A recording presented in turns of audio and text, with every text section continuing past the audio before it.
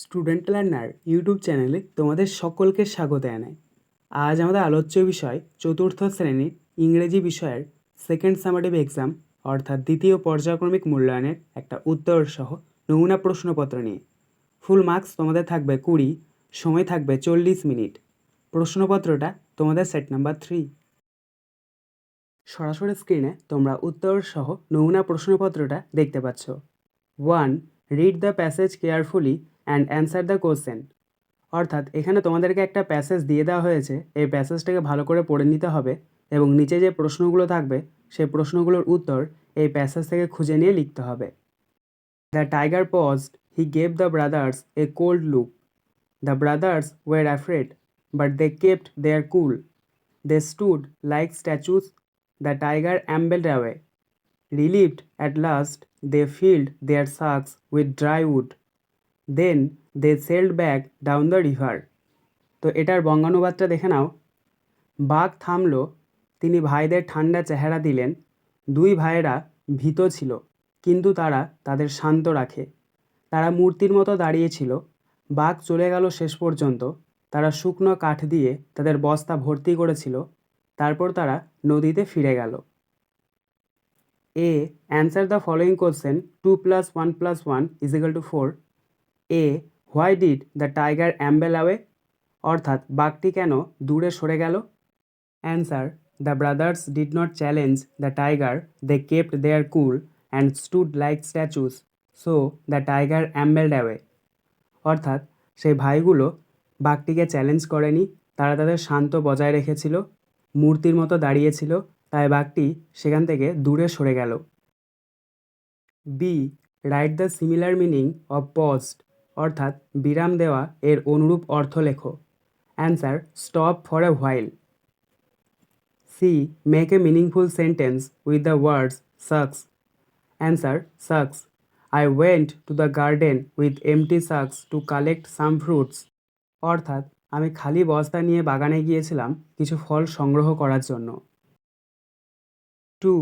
Write T for true and F for false statements in the given boxes. 1 × 4 = 4. অর্থাৎ বাক্যটি সত্য হলে তোমাদেরকে টি লিখতে হবে এবং মিথ্যা হলে এফ লিখতে হবে। দেখো প্রথম রয়েছে a soldier fights for his country. অর্থাৎ একটা সৈনিক তার দেশের জন্য লড়াই করে, এটি হবে সত্য, তাই এখানে আমরা টি লিখেছি। B Nasir pulled Apu to the playground. অর্থাৎ নাসির অপুকে খেলার মাঠে টেনে নিয়ে গিয়েছিল, এটি হবে মিথ্যা, তাই এখানে আমরা এফ লিখেছি। C the river beyond Basanti is called the Matla. অর্থাৎ বাসন্তী নদীটার দিয়ে বয়ে গেছে সেটার নাম হচ্ছে মাতলা, এটি হবে মিথ্যা, তাই এখানে আমরা এফ লিখেছি।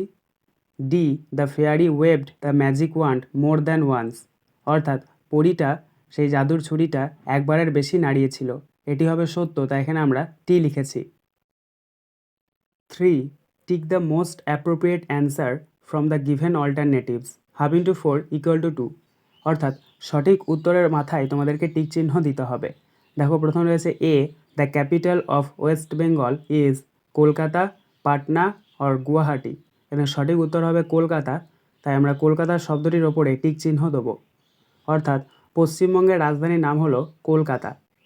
B Subal and Madal carried empty sacks to collect fruit, dried wood or sands. এখানে সঠিক উত্তর হবে ড্রাইউড, তাই আমরা ড্রাইউড শব্দটির ওপরে টিক চিহ্ন দেবো। অর্থাৎ সুবল এবং মাদল খালি বস্তা নিয়ে গিয়েছিল শুকনো কাঠ সংগ্রহ করার জন্য। সি ঝিনুক suddenly spoiled her father in metro station, book shop or port. এখানে সঠিক উত্তর হবে বুক শপ, তাই আমরা বুক শপ শব্দটির ওপরে টিক চিহ্ন দেবো। অর্থাৎ হঠাৎ করে ঝিনুক তার বাবাকে দেখতে পেয়েছিল বইয়ের দোকানের পাশে। D Sundarbans is situated in the extreme north, south, west of Bengal. এখানে সঠিক উত্তর হবে সাউথ, তাই আমরা সাউথ শব্দটির ওপরে টিক চিহ্ন দেবো। অর্থাৎ সুন্দরবন অবস্থিত পশ্চিমবঙ্গের দক্ষিণ দিকে। 4. Arrange the letters properly to form meaningful words. 1 × 2 = 2। অর্থাৎ এখানে তোমাদেরকে কতগুলো এলোমেলো লেটার দিয়ে দেওয়া হয়েছে, সেগুলোকে তোমাদেরকে সঠিকভাবে সাজিয়ে একটা ওয়ার্ড তৈরি করতে হবে। দেখো প্রথম রয়েছে R E S double E V. এই লেটারগুলিকে যদি আমরা সঠিকভাবে সাজাই তাহলে পাবো SEVERE সেভার, BPSIERETG। এই লেটারগুলিকে যদি আমরা সঠিকভাবে সাজাই তাহলে পাবো PRESTIGE Prestige. 5. Complete the following table 1:2 = 2। অর্থাৎ এখানে মাস্কিউলিন জেন্ডার এবং ফেমিনাইন জেন্ডারের একটা টেবিল দিয়ে দেওয়া হয়েছে, এটাকে তোমাদেরকে পূরণ করতে হবে। দেখো, মাস্কিউলিন জেন্ডার মানে হচ্ছে পুরুষ, ফেমিনাইন জেন্ডার মানে হচ্ছে মহিলা। তো প্রথমে মাস্কিউলিন জেন্ডারের নিচে দেওয়া রয়েছে SON সন অর্থাৎ পুত্র। এটার ফেমিনাইন জেন্ডার আমরা লিখব DAUGHTER ডটার অর্থাৎ কন্যা। তারপরটা দেখো, ফেমিনাইন জেন্ডারে দেওয়া রয়েছে BEE অর্থাৎ মৌমাছি। এটার মাস্কিউলিন জেন্ডারে আমরা লিখব DRONE drone. 6. Underline the adverbs in the following sentence 1/4 = 2। অর্থাৎ এখানে তোমাদেরকে কতগুলো বাক্য দিয়ে দেওয়া হয়েছে, সে বাক্যগুলোর মধ্যে যেটা অ্যাডভার্ব সেটাকে নিচে তোমাদেরকে দাগ দিতে হবে। দেখো, প্রথম রয়েছে the wind is blowing gentle. এই বাক্যটির মধ্যে অ্যাডভার্ব হচ্ছে জেন্টেল, তাই আমরা জেন্টেল শব্দটার নিচে দাগ দেবো। We should always cross the road carefully. এই বাক্যটির মধ্যে অ্যাডভার্ব হচ্ছে কেয়ারফুলি, তাই আমরা কেয়ারফুলি নিচে দাগ দেবো। He ran quickly to the bus stop. এই বাক্যটির মধ্যে অ্যাডভার্বটি হচ্ছে কুইকলি, তাই আমরা কুইকলি শব্দটির নিচে দাগ দেবো। গ্র্যান্ডমাস হেয়ার ইজ গ্রে। এই বাক্যটির মধ্যে অ্যাডভার্বটি হচ্ছে গ্রে, তাই আমরা গ্রে শব্দটির নিচে দাগ দেবো। 7. Right 5 sentence about any one freedom fighters who had fought for India's independence. প্রশ্নের মান 4। অর্থাৎ 5টা বাক্য লিখতে হবে ফ্রিডম ফাইটার সম্পর্কে। তো এটার অ্যান্সারটা দেখে নাও। প্রথমে তোমরা ওপরে হেডিং করবে নেতাজি সুভাষচন্দ্র বোস। 1 নম্বর দিয়ে লিখবে Netaji Subhas Chandra Bose was a great freedom fighters.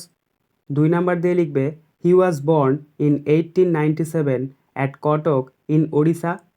3 নম্বর দিয়ে লিখবে he was the organiser of Azad Hind Fauj. 4 নম্বর দিয়ে লিখবে Netaji Subhas Chandra was elected president of the Indian National Congress in 1937 and 1938। 5 নম্বর দিয়ে লিখবে he was the founder of Forward block.